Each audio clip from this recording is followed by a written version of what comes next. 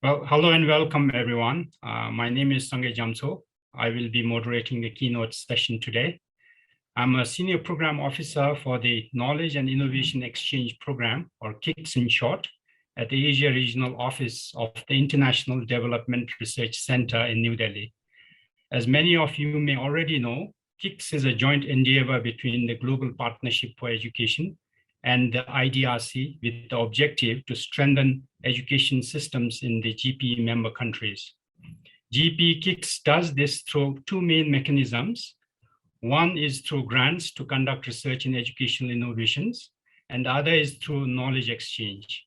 KICS has 4 regional learning partners that act as knowledge exchange hubs, of which NORAG, the organizer of this great conference, is the hub for Europe, Asia, and Pacific. Now we have a short video to inform you about all the good work that EAP Hub does.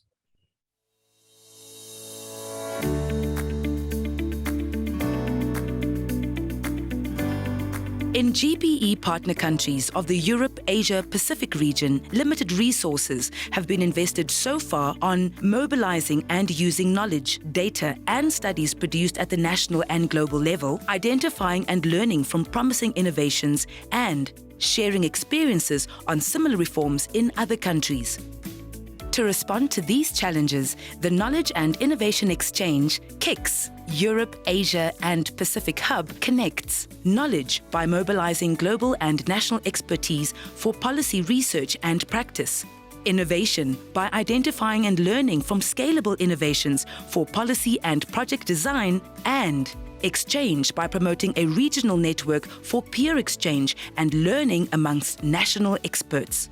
The KICS EAP Hub creates opportunities for knowledge producers and users to meet, learn, and exchange experiences on what works and what doesn't work in improving their national education systems. The Hub is led by NORAG, with the support of the Global Partnership for Education and the International Development Research Center.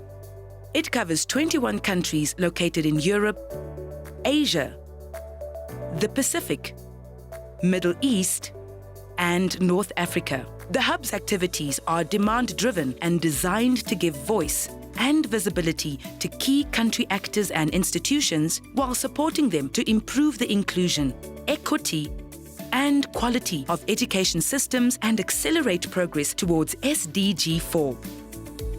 Which activities is the Hub offering to country participants? Webinars, learning cycles and workshops, regional conferences, podcasts, blog posts and video interviews, digital learning platform, and inter-country visits. Activities are conducted in English, Russian, and Arabic. Interested in engaging in the KICS EAP Hub? Visit us online. Hello again, and welcome to those of you who may have joined a little late. As you know, the EPIC webinars have started on the auspicious day of October 7 and has been on every week, culminating in today's final and special webinar. And here is the agenda for the day. Maybe we have the agenda on screen.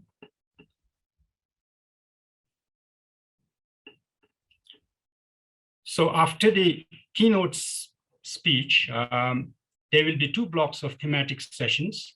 In the first block, there will be 3 parallel sessions of 1.5 hours each.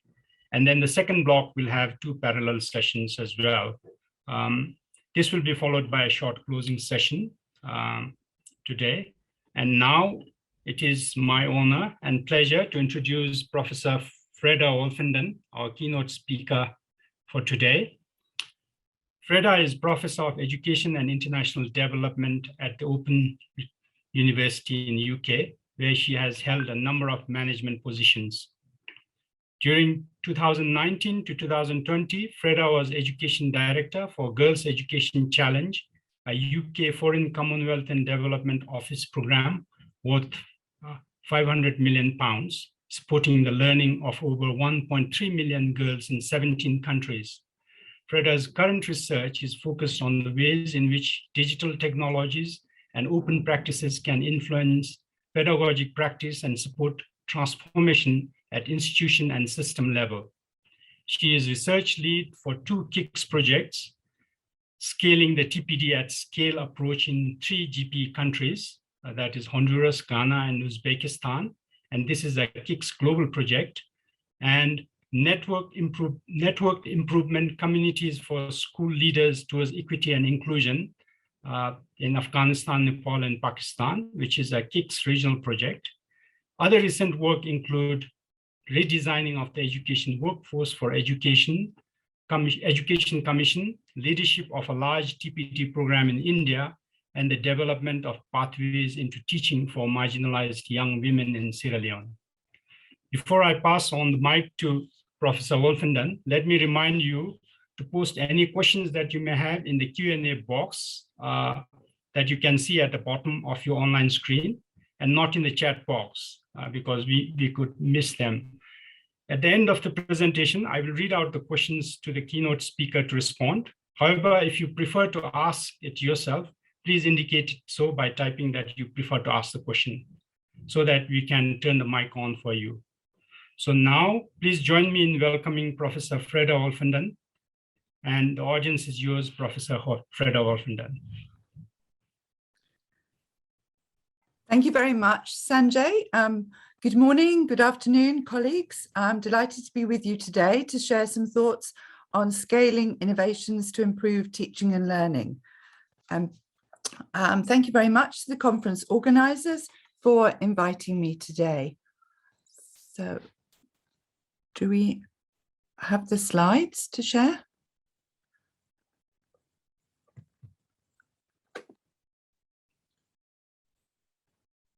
Great, thanks very much. Okay, perhaps if we could move to this next slide, thank you. So I thought I would start by picking up on the first of those terms in the title around innovation, because often there's quite a lot of confusion about what we actually mean by innovation. There are, of course, lots and lots of definitions. Here, I'm choosing to use a definition which talks about innovation as being the implementation and diffusion of an intervention in a particular context. So often we tend to conflate innovation and creativity. I'm suggesting that conceptualizing, designing, or defining the intervention is the creative work. For example, developing an app, writing a new textbook or a resource for school classroom, coming up with a new practice is the creative work, but the innovation is implementing it in a particular context. So when we're innovating, we might be taking something which has been around for some time in particular contexts and adapting it to a new context, or taking it from one sector to another, perhaps from something that's been tried in health and using it in education. So innovation doesn't have to be new to the world, but in education, we usually think of innovations as holding the promise of benefits. So before talking about how we approach scaling innovation in my work around teacher education, I just wanted to spend a minute encouraging us to reflect that although successful scaling of innovations has historically been very difficult in education, this isn't because teachers themselves aren't innovative. During the pandemic, we've seen numerous examples of teachers using whatever resources they have to hand to be inventive and innovative. For example, in teacher education itself, we've seen the proliferation of large numbers of self-organized teacher communities of practice or professional learning communities. Of course, this idea isn't new in itself. Leith and Wenger were writing about this 30 years ago. But the use of these communities is new in many contexts in which many of us are working. And in addition, they're new in the form in which they are being used, utilizing social messaging, social media platforms. So I would suggest this ground movement has now become such that peer interactions in this form are moving into the mainstream of teacher professional development. So I think it's important to kind of hold on to this idea that innovation isn't about something new per se, necessarily. It's about implementing it in a different context or in a different way. So moving on to the next slide, teacher quality. This audience is going to be really familiar with the need to improve pupil learning outcomes across systems and the evidence base that good teaching makes an impact. I think we all know that figures from UNESCO before the pandemic indicated that about 250 million children, mostly in low or middle income countries, were completing 4 years of primary education, but still not able to read, write, or count at a basic level. And the pandemic, sadly, has probably increased this number much further. So my second point might also seem very self-evident, that this necessitates changes in the practices of existing teachers and those who work alongside them. But I want here to draw attention to two nuances when we're thinking about teacher professional development. Firstly, that the teachers we're working with are in-service teachers. They're teachers who have classroom experiences. They may be untrained or have experienced very poor quality professional learning, but they're not without some understanding of their classrooms and their pupils. Professional learning needs to recognize this and not treat them as beginning teachers. Often we see this, we see professional learning programs which start with, why do I need to teach this particular topic? This isn't motivating or respectful of these teachers as professionals. The second nuance in that point is about the inclusion of professionals who work alongside teachers, school leaders, district officials who monitor schools, teacher educators, whether they're in a diet in India or regional centre staff, many other countries. They too need to change their practice alongside teachers. Omitting them causes tensions in the system which limit change. All too frequently, projects come in and dive straight into working with teachers in schools without enhancing the capabilities of these key actors. So this means we need to look at how professional learning is designed and implemented at scale across systems.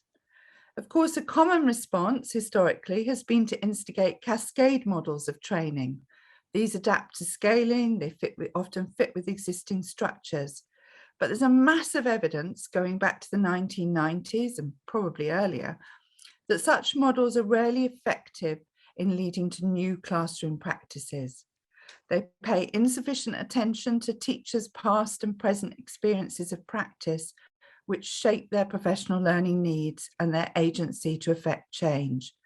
Cascade models then are not personalized, the quality is often weak at the level of the teacher, and usually they're undertaken away from the site of the teacher's practice.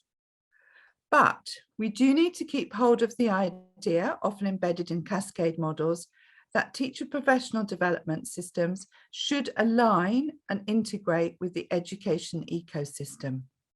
They shouldn't be something that's added on, that sits on top of what's there.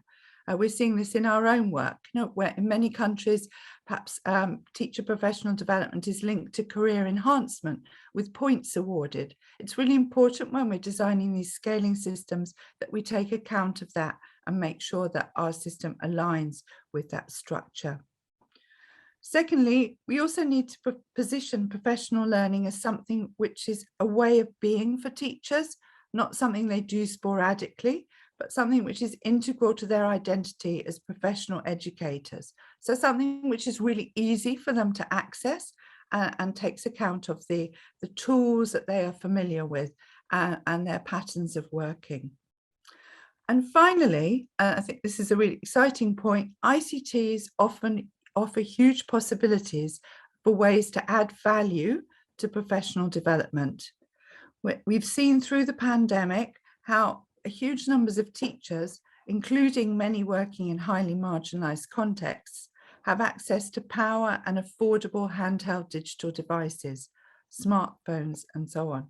And these are potentially a tremendous resource for teacher professional development. So if we just move to the next slide,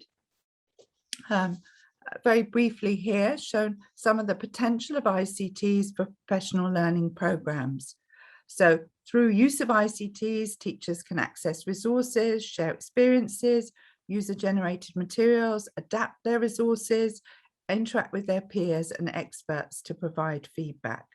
I just here want to kind of echo the keynote speaker last week, who I think really emphasized the importance of feedback for pupils when we're talking about assessment. I just think feedback is also critical for teachers, and often we kind of omit that when we're designing our programs.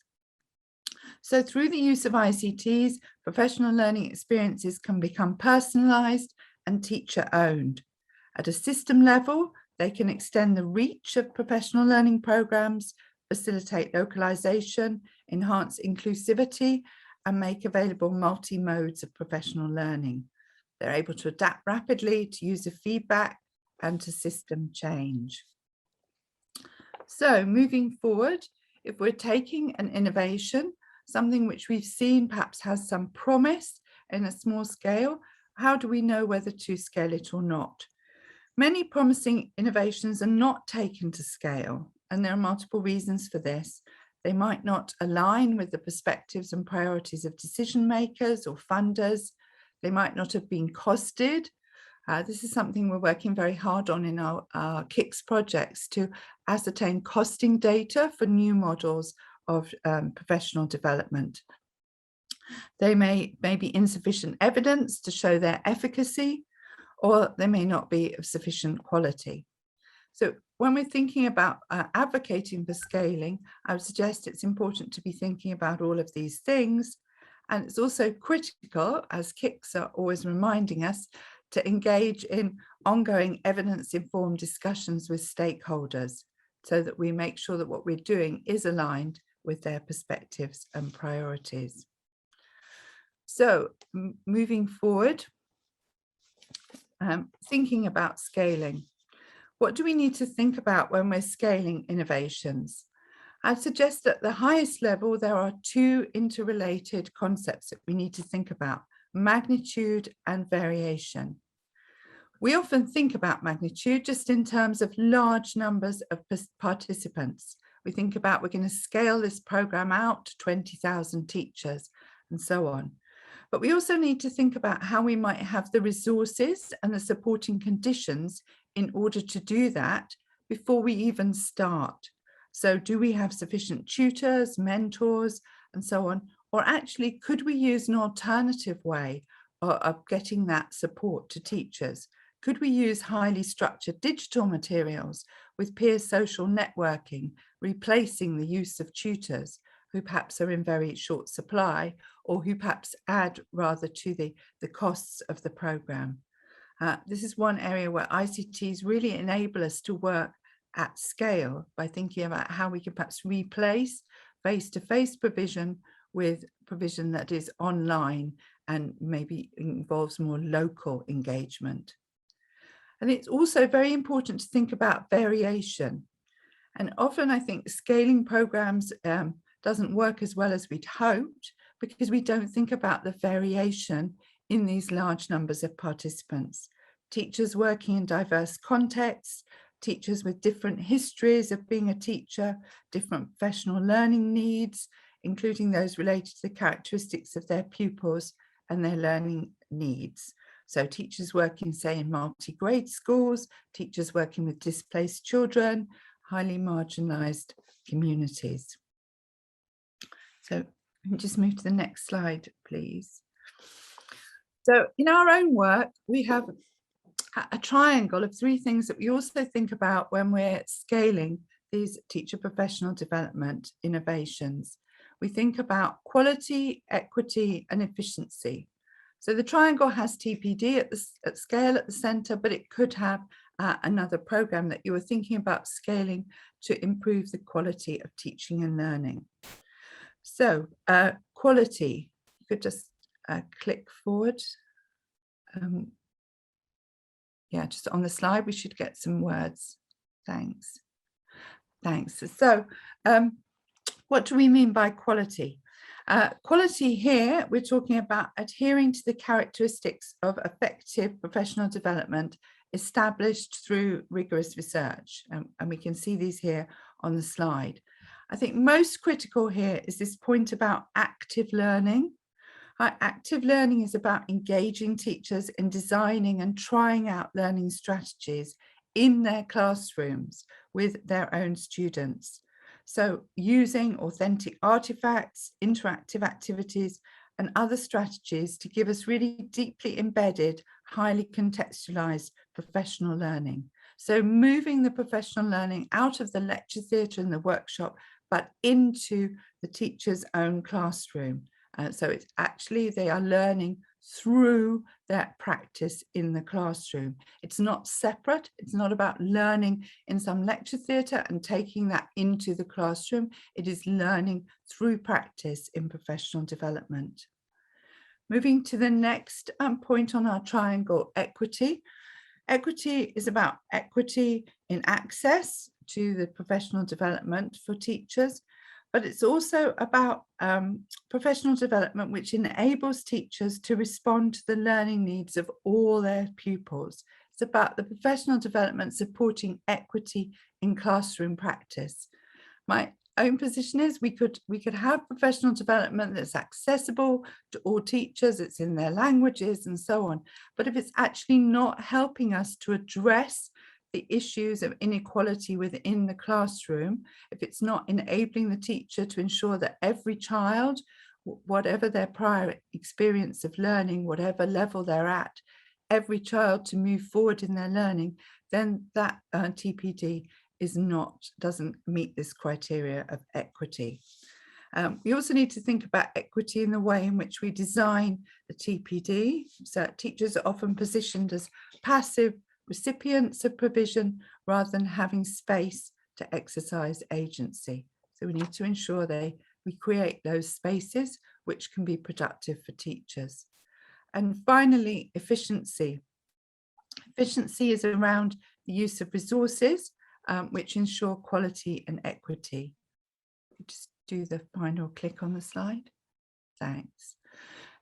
So when we're thinking about scaling, we're thinking about how we can balance these three aspects: quality, equity, and efficiency, and how their balance will be very different in different contexts. And sometimes we'll need to compromise or to make trade-offs. Sometimes it won't be possible to be maybe as cost effective as we might have hoped if we're ensuring that there's equity, that all teachers maybe can access the materials in languages in which they feel comfortable, as one example, or teachers in remote regions who don't have access to mobile phone signals or data, for example, are able to access the materials and the provision.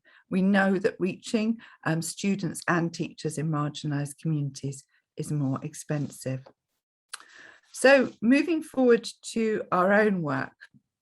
Our own work has been about taking a TPD at scale framework, teacher professional development at scale, using ICTs, and seeing how we can adapt this model, this framework in different contexts, and how we can ensure that it operates at scale.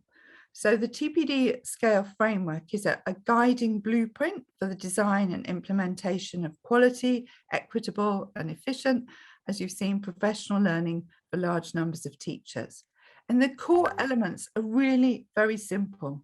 It's about enabling teachers to try out new practices in their classrooms.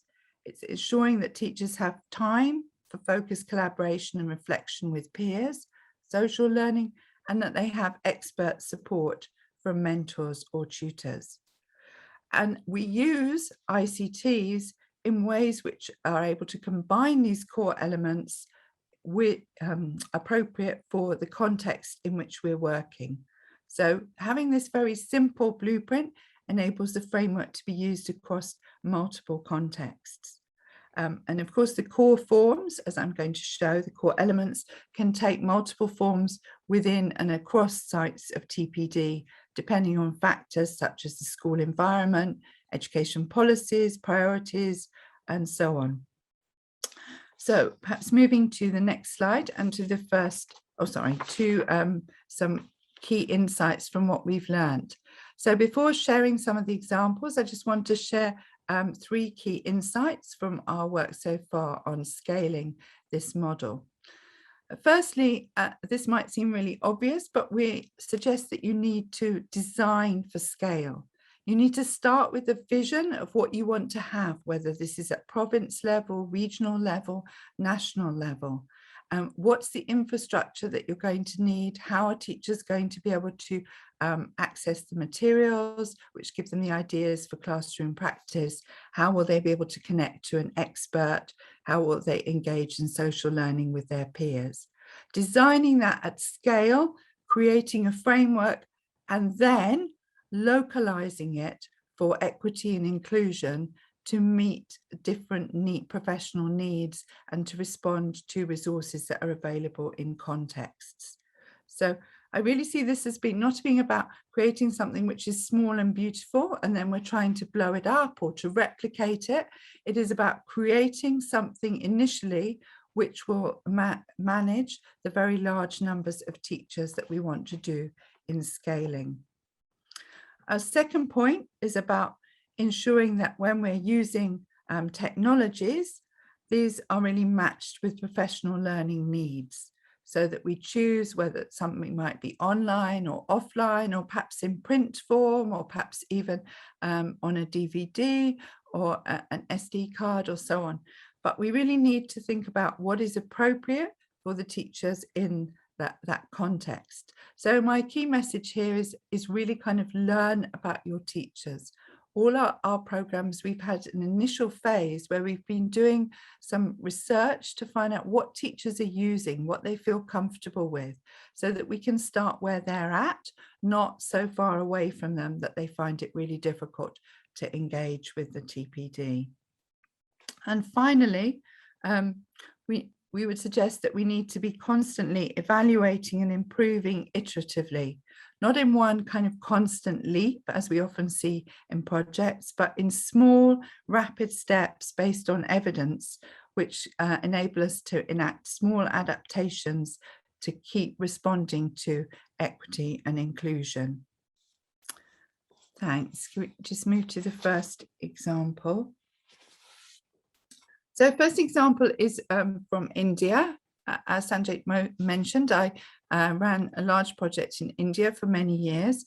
This was TESS India. It was a teacher professional development program working in partnership with the government and with state governments in each of 7 states. At the center of the program was a really bank of open content, open educational resources with activities for teachers to do in their classrooms and case studies, text form and video form. But what I'm focusing on here is a MOOC that we had to complement that repository of open educational resources. And the MOOC was really to try and help teachers and teacher educators to engage with these open resources. So how did it work? We had the MOOC on an open platform, Open edX. Teachers could undertake guided independent study of the MOOC, and they could engage with each other and with tutors through the MOOC platform, just a very conventional way of running a large online course. But many of the teachers that we were working with and the teacher educators were new to online learning, so we complemented this with regular in-person contact classes organised by educators who'd already completed the MOOC. And the critical point here is that there wasn't a set template for these contact classes. These contact classes were organised according to the context in which the facilitator and the teachers were working. So in some places they ended up being classes of sort of 50 or 70 teachers that took place on Saturdays and might have lasted for 3 or 4 hours. In other places, actually that involved the facilitator going on his or her motorbike out to remote schools with a laptop and a dongle and working on the MOOC with those teachers in a very personalized way. So the length, the location, the format of these classes was really contextually appropriate. And many of these MOOC facilitators set up groups on social media platforms to enable further support and peer collaboration. And what I think has been really interesting for us is that 1 or 2 of these groups, and there may be more that we don't know about, but some of these groups are still in existence 5 years after the MOOC. We also offered the MOOC first in English, then in Hindi, and then it was translated by teacher groups into Oriya for teachers in Odisha. So really think that here, just coming back to one final point about it that I mentioned earlier, one of the exciting things that we saw on this platform was interactions between beginning teachers, say, and somebody like the head of a DIET, a teacher education institute in India, people who wouldn't normally collaborate or necessarily engage in discussion in the same room, but we saw them working together on the MOOC. So the MOOC provided a kind of mediating object to ensure that everybody who was involved was having a similar experience. And so we were trying to move forward in a system way. So on the next slide, I've just summarized some of the ways in which this program was localized so that it was able to work across these hugely diverse states. So as I mentioned, the content was open under an open license. So we had it in 6 different languages, and then it was further adapted for different contexts by local educators. So they decided how they wanted to replace some of the examples with examples that were more appropriate to their context. They might be geographical, cultural examples like stories, or just links to books that were used in their schools. The access, these open materials were made available online, offline, in print format as well for teachers who didn't have access to any technology. And then coming back to my earlier point about teacher agency, teachers are able to select these open resources to meet their own professional learning needs, and teacher educators can integrate them into their programs in ways in which they feel are appropriate. And the support, as I've mentioned, takes multiple forms. So maybe just to finish and say that we did have very high for MOOC completion rates on our MOOC. The final MOOC with 35,000 participants in Hindi had a completion rate of 52%, which we were really delighted and surprised by. And one of the reasons we put down to is the way in which there was this very flexible support for teachers to engage in that online study.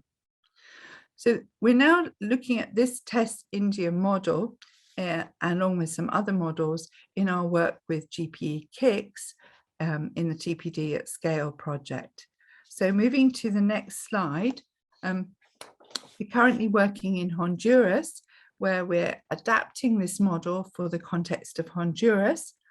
We're working very closely with the officials from the Secretary of Education, municipal structures, and other stakeholders involved in teacher education in Honduras. As I mentioned earlier, we feel it's really important to be embedding what we're doing within the national ecosystem. And then we are learning that takes time. It really takes time to do this. It's taken us a year really to develop this adaptation of the TPD at Scale model for Honduras. But this collaborative work really strengthens understandings of effective teacher professional development and ensures that the model is integrated into the system. So you can just see here at the bottom of the slide, the model that we've got. The course content is in digital format. There are peer learning communities. This time they're based on school networks because schools in Honduras are already connected together in networks of around 7 to 10 schools. So the professional learning communities are based on those networks. There's expert support from tutors. And here they have adapted the model to have 2 types of tutor, one for operational aspects, accessing the platform and so on, and one to support with the course content. But what is, I think, really interesting here is the way in which the colleagues in Honduras have investigated in depth one aspect of equity. So moving to the next slide. As I mentioned, we undertook initial research to find out what kinds of technology teachers were using when they had opportunities to do teacher professional development and so on. And following that work, the team in Honduras have actually grouped teachers into 3 groups, which you can see here on this slide, groups 1, 2, and 3. So group 1 These are teachers mainly working in urban areas who have fairly good access to internet connectivity, and the teacher has access to a personal computer. Group 2 is where teachers have intermittent access to connectivity, but the teacher has a smartphone, which enables them to connect perhaps when they're in a particular place. And Group 3 have very, very limited connectivity. They're teachers who are working in the rural areas, perhaps with the most marginalized communities. So thinking about those 3 groups, they have adapted the model so that it can be accessible to each of those groups. So for Group 1, the teacher professional development is through the Moodle platform, the national platform. For Group 2, the course is available through a Moodle app, which can be used offline with communication with peers and so on WhatsApp. And for Group 3, the course is available on WhatsApp. So we're currently in the process of field testing this, and I'm looking forward to being able to share some results from the field testing about how these different groups of teachers have been able to access and participate in this teacher professional development. And I think, none of this, as I mentioned earlier, is new, but what is new is that enacting it in this context. Many of the teachers in Groups 2 and 3 have not had regular access to TPD. So this is where it begins to feel that we're actually establishing a system which could be helpful for those teachers through this adaptation, this localization of the model. Moving forward, another example from our project is from Uzbekistan. So again, here the pandemic has encouraged many teachers to use mobile phones to access resources and share them with other teachers and share their experiences. And the government is really keen to move forward with use of technologies and a new model for teacher professional development. But there's no history of practice-based learning for teachers, of continuous CPD or collaborative CPD. So in these initial stages of our project, we're working with the PIMA agency to develop a pilot model, which will be more extensively field tested in 2022. So on the next slide, we can just see a diagram of the model. I realize this is a little bit complex to see, but I'll just draw out some of the key points. So this is adapting the earlier model I showed of TPD at scale to this context. So it's giving teachers opportunities to explore new ideas and activities in their own classrooms appropriate to their needs. So here teachers are able to choose the courses that they wish to engage in. Teachers have been partners in this endeavour. I think this is really important to mention here. Teachers have been engaged in collaborative development of the courses. This is a system approach. We include school leaders, heads of departments, and other stakeholders in the CPD model. We're trying to build in sustainability. Teachers in the initial phase can become facilitators as we scale up and more teachers are involved. And this model uses face-to-face workshops at the beginning of the programme to introduce teachers to the new approach to professional development. So this is now in its initial first field testing in diverse sites across the country, and the findings of that will inform larger field testing in 2022 with a much broader group of schools. So again, we look forward to sharing findings from that initial field testing. So finally, last example comes from the Philippines. And I've shared this example just to bring attention to a point here about how they use continuous cycles of adaptation. So this model again has teachers engaged in some guided independent study. This time the materials are provided to the teachers on CDs because they have access to computers at their school where they can undertake that study.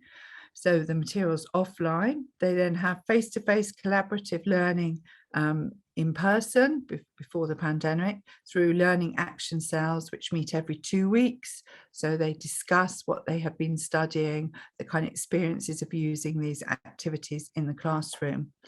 This is very similar to a model that we're developing in Ghana, where the government has mandated schools to develop professional learning communities and meeting regularly.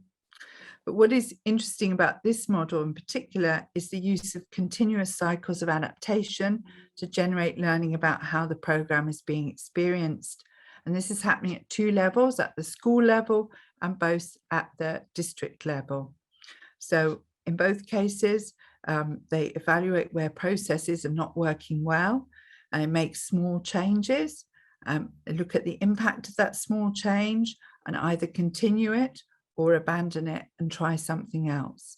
So continuous improvement through iterative steps, rather than just kind of stopping at one point and doing an evaluation and then making a lot of changes. Really recognizing that teachers' professional needs shift, context shifts, new policies come in and so on. And what we're trying to build here are robust but flexible systems that will be sustainable over some time. So to finish, just try to return again to some emerging themes from the TPD at Scale projects.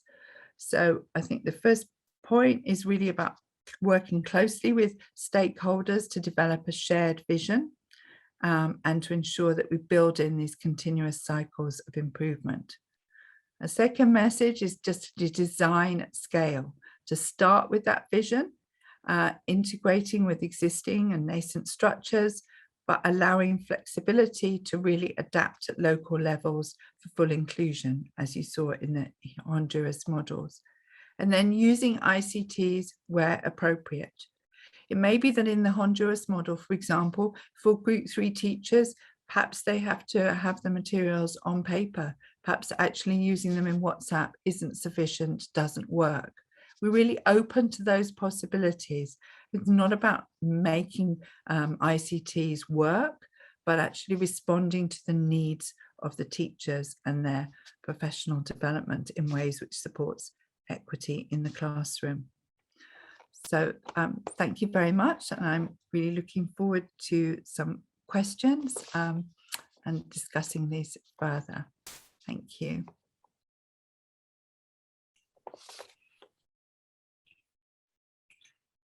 Thank you very much, Professor Wolfenden. We have quite a number of questions here and have about 13 minutes to respond to those. So let me just read out the first question and allow you to respond to that. Thank you. So it says, the question is from Mark Neeson, and it says, is the issue with cascade training due to the capabilities of those at each level of the cascade? Is the cascade training designed to be effective? I would argue not enough thought is given to the needs of an effective cascade. Thanks very much, Mark. That's a really great question.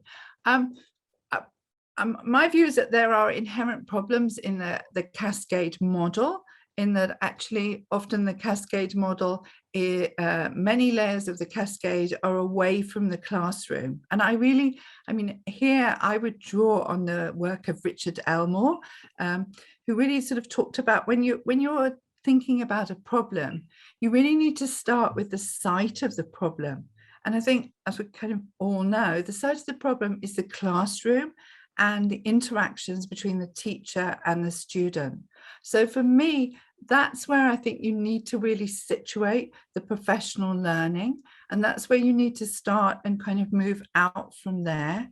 And I think one of the challenges with cascade training is often that, the training might be designed by people who are quite a long way from the classroom. So by the time it reaches the teacher, it actually maybe is not addressing the problems of practice that teacher or many teachers might be experiencing in their classroom.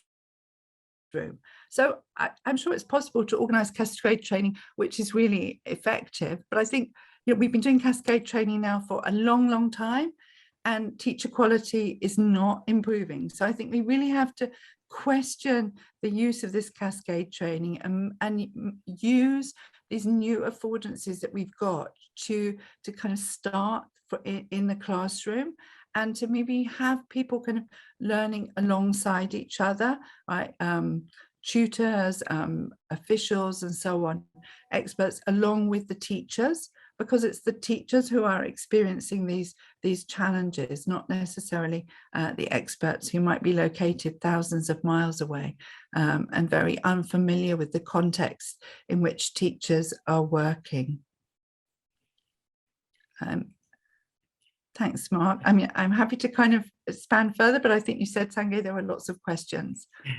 Yes, there's a lot of questions flowing in, and perhaps for next question, maybe I will invite Kinle Sede, who has a very interesting question to ask from Bhutan. Brilliant. Thanks.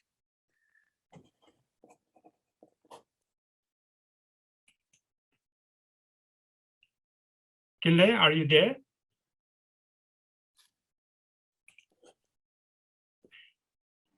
Hello, sir. Can you hear me?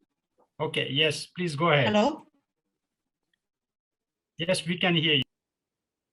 My question is, like, in Bhutan, the professional development are always one shot, and one shot PDs are not effective. And at the university level, we are bombarded with many PDs, which at times become very it's like too much for us to absorb. So what could be done to ensure effective PDs are being catered in order to, enhance personal and professional growth? And is there a, way to handle this sort of issue? Sorry, could you just go back a little bit? You said you were bombarded with, I'm sorry, I just didn't pick that up. Yes, like we are at the university level, we are bombarded with many professional development courses, and then at times it becomes very too much for us to absorb. So what could be done to ensure effective PDs are being catered that leads to personal and professional growth? Is there a way to handle this sort of issue? This is my question. Yes, so are you talking about handling the issue for the teachers in the university, or teachers yes, working firstly? At the university as well as teachers in Bhutan.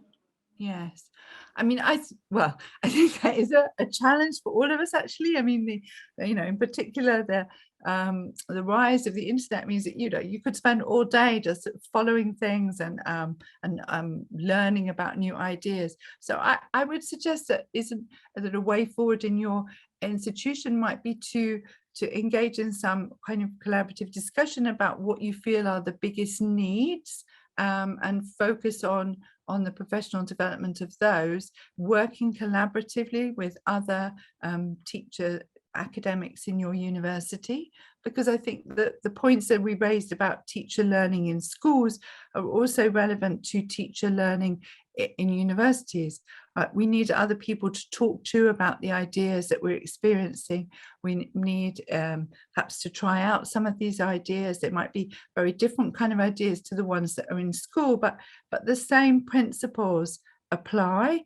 And maybe there are people who have done a more expert who could be part of that group to provide guidance. So perhaps just really kind of defining what you feel are the biggest needs, and and sort of in a way kind of and not ignoring the rest, but saying that you will come to that. I think one of the things that I always feel really strongly about is that practice is hard to change. Practices are really socially and culturally embedded, and often I think we're just far too ambitious. We think that people will shift just because, as you said, a one-shot course. So we need to maybe have a focus for 6 months or a year about what it is that we want to really shift, and embed that shift before we embark on something else. So I don't know, my advice would be to choose a kind of really fundamental issue that interests a lot of people, and work on that, and then move forward, rather than trying to feel that you have to respond to everything. Is that answering your question? Yes, you did. Thank you very much. Next, we have a very interesting question from Sol Kamsina. I hope I'm pronouncing the name correct. Would you like to ask the question? Thank you. Can you hear me? Yeah, my question was about these scaling programs. As you mentioned, one of the important things is quality of these TPD programs, and one of the indicator is how to relevance and fitting to exactly teachers' needs. So, do you think that these large scaling programs really respond to local teachers' needs, and how to improve this relevance? What is the most maybe effective mechanism or instruments, the tools to do this? Thank you. Okay, thanks. Great question, actually. I think scaling doesn't respond to needs if the scaling is homogeneous. If you just take one sort of set of practices and you say, this is what all teachers need to move towards. I think scaling has to be about creating a framework, creating ways in which teachers can find materials and professional development courses or interactions which are helpful to them, and then enabling kind of adaptation perhaps of something for different groups of teachers, because yes, teachers do have very different needs, and different countries I think approach this in very different ways. So in Ghana, they're moving to quite a radical model where teachers will actually have some funding themselves to enable them to purchase actually TPD courses that they feel are relevant to their needs. Of course, here the challenge is kind of making sure that the teachers, when they're on a course, they're able to interact with other teachers and so on, particularly those who are in remote areas, and that those who are in more remote areas or have less access to online delivery do still have that kind of choice. But I think sometimes a kind of more middle ground is for schools, a bit like the answer to the last question, to choose what it is that their focus is and to be working together on an issue and choosing that. That's really what we've seen in some successful implementations of the lesson study model, where there's at scale, there's this idea of how you're going to engage in professional learning, but the groups of teachers in their school decide what the focus is going to be, perhaps sometimes from a set of materials that they've got access to, and a set of videos often, and so on. But I completely agree with you. It needs to be localized and to meet those teachers' needs. Otherwise, teachers just don't see it as relevant. They see it as something they just got to do and tick the box, and then, then that's sort of done, rather than really finding it relevant to their own practice. And I think that actually is really critical to quality, because if the quality, quality needs means that it's got to be meaningful, it's got to lead to some kind of change or enhanced understanding of the teachers. So I guess another point that I might make here is that often we see programs which are really encouraging teachers to take some aspect of classroom practice that's associated with being learner-centered, for example, group work or pair work or so on. And teachers are kind of encouraged to enact that, but they're often not really given the opportunity to explore why that might be helpful. Why is it useful to children's learning to work in pairs, right, or to work in groups? Actually doing good group work is really hard in many classrooms. So, but why are teachers doing that? Sometimes I think they feel that that's just giving the children a chance to interact. But when we go and study it, we know that actually the children aren't interacting in a dialogic way that's really helpful to enhancing their understanding. They're kind of they're in a group, but they're all doing the tasks separately. So we need to design the tasks there so that it really encourages children to have productive dialogue. So, and teachers need to be given opportunities to understand that. So I think quality kind of works on lots of different levels. Yeah, I don't know if that's helpful. This is a really big question, so interesting and very difficult to answer, I guess, in a very short time. So thank you. I think we have not much time left, and perhaps we will go for one last question. Okay. Can I request Farida Rizkaliuba? Would you like to ask your question?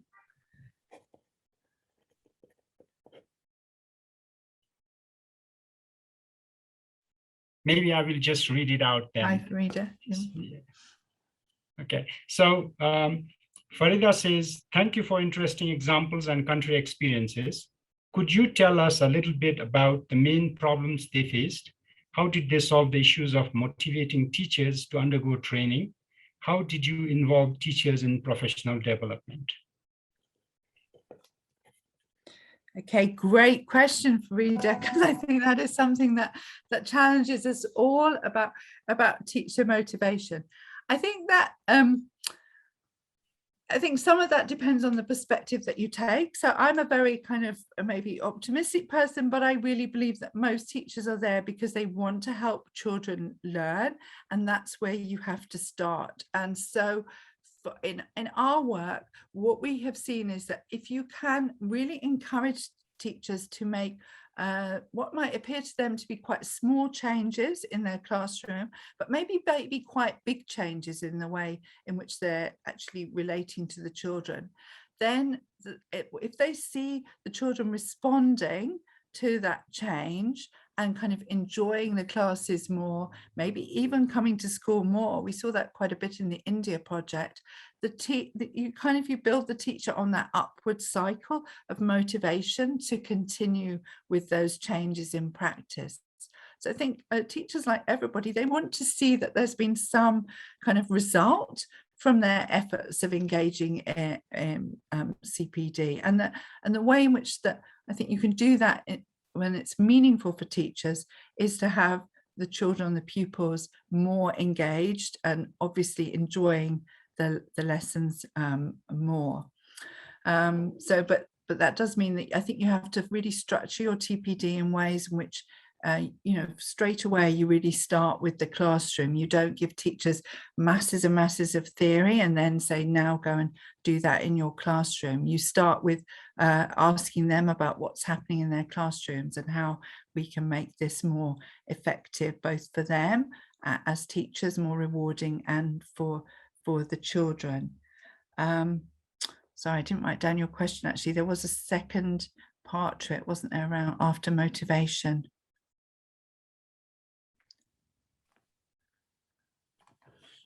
Yes. Hello. Sorry, I think Sangai got disconnected. Sorry. So the question was, could you tell us a little bit about the main problems they faced? How did they solve the issues of motivating teachers to undergo training? How did you involve teachers in professional development? Well, maybe just as time is very short, maybe I'll just take one aspect of that about involving all teachers in professional development. I think their part of that is using kind of techniques that you might use with any group of people. Often we've found that if you can get one or two teachers in a school really interested in new approaches, then actually other teachers will get interested and come and have a look at what they're doing, particularly if they're going back to the children, if the children and the pupils are excited. So we've been doing recently some work in India, in Assam with TIS, and one of those programs was about using web quests. And we just seen that that's really great shifts in these teachers. One teacher talking about how he used to think that using ICT was about him producing all these slides and putting notes in WhatsApp. And then he suddenly realized when he was doing this course that actually he was just treating the pupils as an audience, and they could be interactive, and they, using the ideas from WebQuest, they could go out and find their own kind of answers, make their own videos. And he shared this lovely example of one of his students, they're making a video of just a pencil in water to show refraction.